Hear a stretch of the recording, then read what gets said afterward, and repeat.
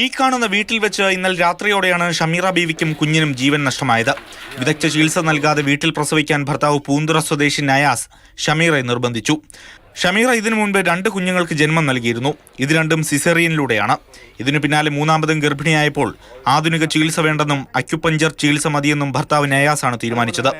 ചികിത്സ നൽകാൻ ആവശ്യപ്പെട്ട ആരോഗ്യ പ്രവർത്തകരോട് നയാസ് മോശമായി പെരുമാറിയെന്നും ആക്ഷേപമുണ്ട്. ആശാപ്രവർത്തകർ ഇവിടെ പലതവണ ഒരു 20 ടൈംസ് എങ്കിലും ആശാപ്രവർത്തകർ വന്നിട്ടുണ്ട്.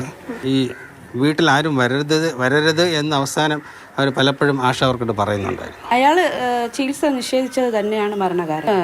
ഉപേക്ഷിച്ച് കളയുമെന്ന് പറഞ്ഞിരുന്നത് കൊണ്ടാണ് മാത്രമാണ് ഇവർ ഹോസ്പിറ്റലിൽ പോകാത്തത്.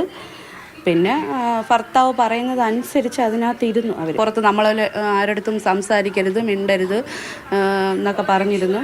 നയാസിന്റെ ആദ്യ ഭാര്യയിലെ മകൾ അക്യുപഞ്ചർ ചികിത്സ പഠിക്കുന്നുണ്ട്. ഷമീറ ബീവിയുടെ പ്രസവ സമയത്ത് ഈ മകളും സ്ഥലത്തുണ്ടായിരുന്നുവെന്നാണ് വിവരം. ഇവർ ഉൾപ്പെടെ പ്രസവ സമയത്ത് സ്ഥലത്തുണ്ടായിരുന്ന ബന്ധുക്കൾക്കായി അന്വേഷണം നടക്കുന്നു. അക്വാപഞ്ചറാണെന്ന് പറഞ്ഞു, അക്വാപഞ്ചർ ആരാണെന്നും അറിഞ്ഞൂടാ. പക്ഷെ 1-2 ദിവസം ഒരു കാറിൽ ഒരു പയ്യനും ഒരു പെണ്ണ് വരണുണ്ട്. നമ്മളത് കണ്ടില്ല ആളാരാണെന്ന്. 2-3 ദിവസം കയറി പോവും, അവരിറങ്ങിപ്പോവും ഒക്കെ ചെയ്യും. ഇന്നലെ പ്രസവ വേദന അനുഭവപ്പെട്ടിട്ടും ആശുപത്രിയിൽ പോയില്ല. ഇതിനിടെ അമിത രക്തസ്രാവം ഉണ്ടായി.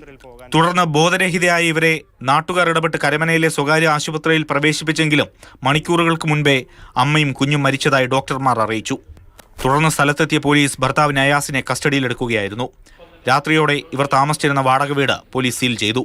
മാതൃഭൂമി ന്യൂസ്, തിരുവനന്തപുരം.